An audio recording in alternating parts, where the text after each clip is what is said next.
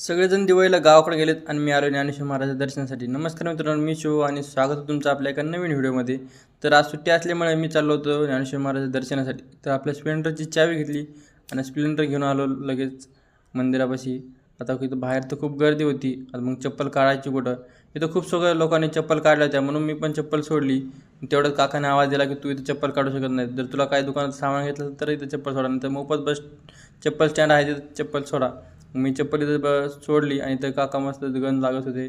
मग तिथून प्रवेशद्वारमधून मध्ये प्रवेश केला. आता मी 6 महिने झाले ज्ञानेश्वर महाराज दर्शनाला आलो नाही. आता इथं राहून आहे तरी पण मला काही येणं झालं नाही, म्हणून मी आज आलो होतो. मस्तपैकी दर्शन घेतलं. इथं लाईन लागली होती दर्शनासाठी.